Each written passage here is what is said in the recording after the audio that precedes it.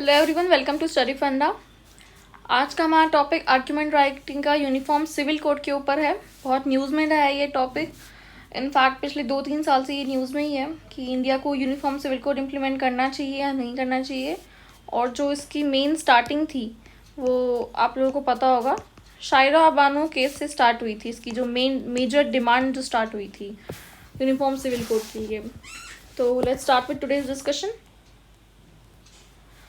सबसे पहले हमने इंट्रोडक्शन दिया है और आर्ग्यूमेंट राइटिंग इंट्रोडक्शन में हमने डायरेक्ट इस बार डेफिनेशन से स्टार्ट करा है। यूनिफॉर्म सिविल कोड क्या होता है वो डेफिनेशन लिख के हमने स्टार्ट करा है। अच्छा, यहाँ पे हमने यूसीसी लिखा हुआ है। अगर एग्ज़ाम में यूनिफॉर्म सिविल कोड लिखा हुआ आता है तो आप यूनिफॉर्म सिविल कोड ही लिखोगे, शॉर्ट फॉर्म का यूज़ आप नहीं करोगे। ये चीज़ आपको याद रखनी है। हमने यहाँ पे यूज़ करा है बट आप लोग नहीं करोगे एग्ज़ाम राइटिंग में जब जाओगे।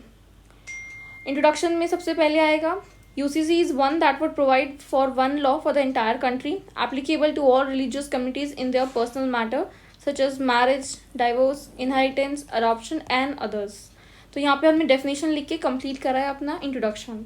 फेवर में सबसे पहला पॉइंट वो लिखा जाएगा जो सबसे इंपॉर्टेंट होता है। तो हमने सबसे पहला पॉइंट जो लिखा है वो लिखा है जेंडर इक्वालिटी को प्रमोट करेगा यूनिफॉर्म सिविल कोड।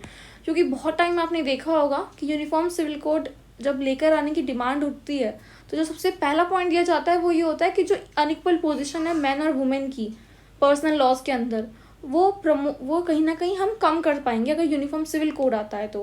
क्योंकि बहुत सारे जो पर्सनल लॉज है उसमें डिसएडवांटेजेस पोजीशन पे वुमेन्स ही होती है। जैसे आप फॉर एग्जांपल ट्रिपल तलाक का केस ले सकते हो या फिर प्रॉपर्टी राइट्स का जो केस है उसको देख सकते हो। कहीं ना कहीं वुमेन ही डिसएडवांटेजेस पोजीशन में होती है। इसलिए बहुत ज़रूरी है कि इक्वालिटी को प्रमोट करने के लिए और वुमेन को एक सही राइट देने के लिए, पोजीशन देने के लिए सोसाइटी में यूनिफॉर्म सिविल कोड इम्प्लीमेंट किया जाए।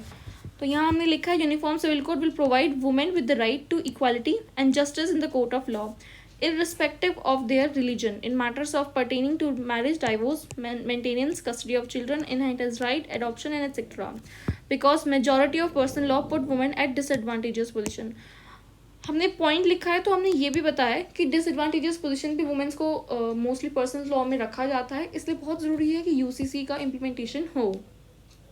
सेकंड पॉइंट हमने दिया है ideals of promoting ideals of DPSP. Article 44 आप सबको पता होगा। जो आप पेपर 1 के लिए सीएपीएफ के लिए पढ़ते हो वो आपको किस तरीके से यूज़ करना है वो आपको पता होना चाहिए एग्जाम में पेपर 2 के लिए।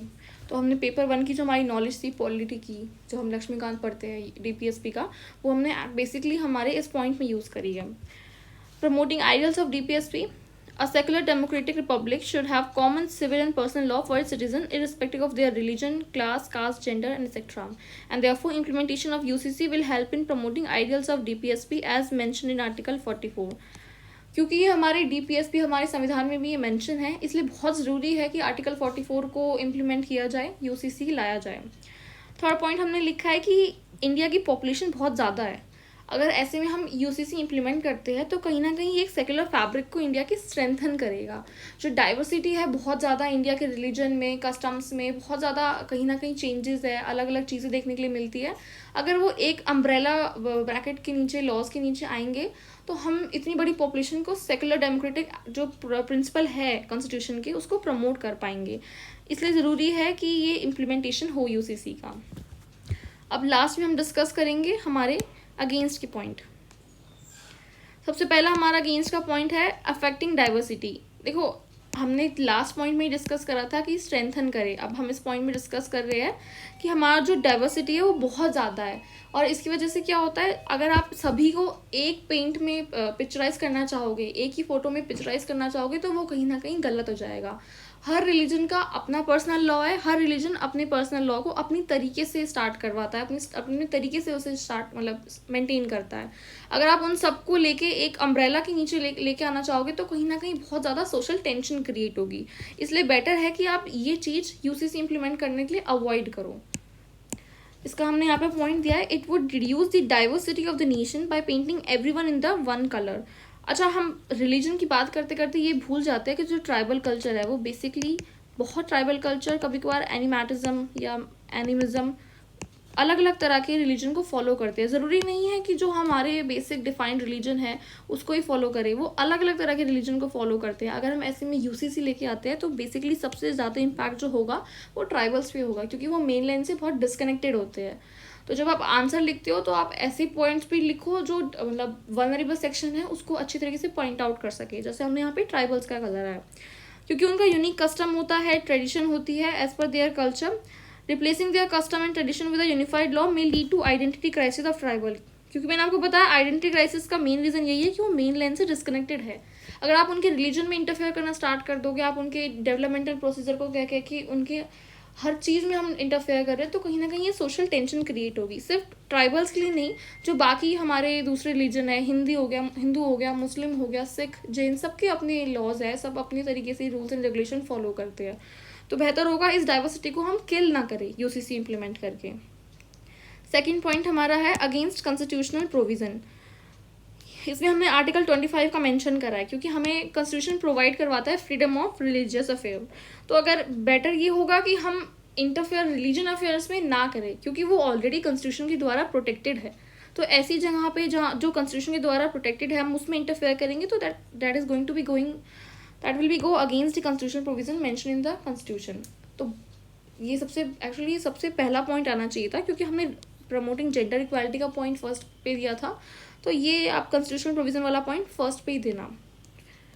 लास्ट पॉइंट हमने लिखा है कि अगर सभी को हम चाहेंगे यूसीसी के ब्रैकेट में इंक्लूड करना, तो जो सबसे इम्पॉर्टेंट चीज़ है जो हम भूल जाते हैं वो ये है कि जैसे हर रिलीजन के अपने अलग लॉज है, तो एक रिलीजन के अंदर भी अलग अलग कम्युनिटी है, उन कम्युनिटी के भी अपने लॉ है।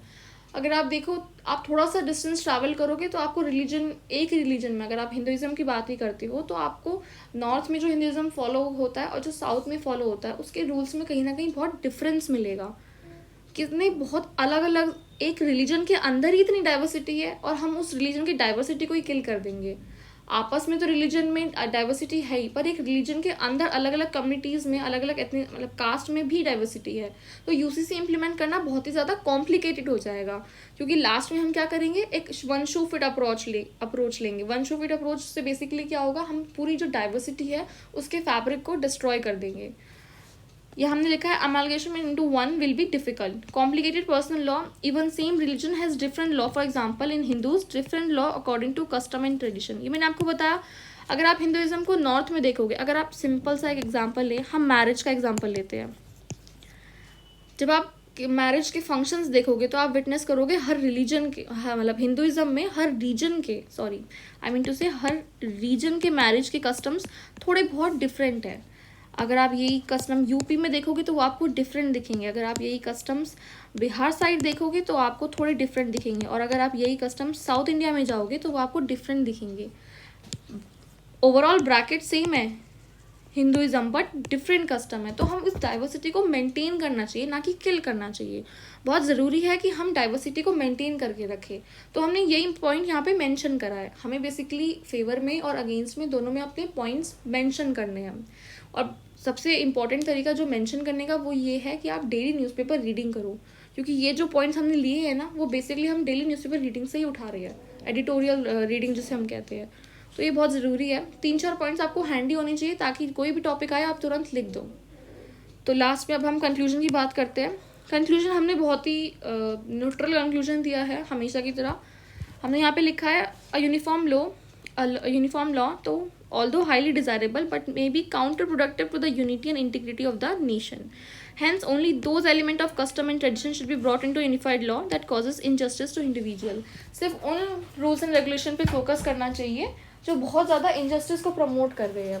इसलिए ज़रूरी है कि हम पूरे अम्ब्रेला फैब्रिक को ना देखकर जो हमें लगता है कि जेंडर इक्वालिटी को प्रमोट कर सकते हैं, या कुछ रूल्स ऐसे हैं जो बहुत अगेंस्ट जा रहे हैं किसी पर्टिकुलर कम्युनिटी के या वर्नेबल सेक्शन के, उनको रिफॉर्म लेकर आए, उनको अप्रोच करें सबसे पहले रिफॉर्म करने के लिए। So that's all for today's discussion. इस तरीके से हमने अपनी आर्ग्यूमेंट राइटिंग को एंड करा है। Okay everyone, all the best, thank you.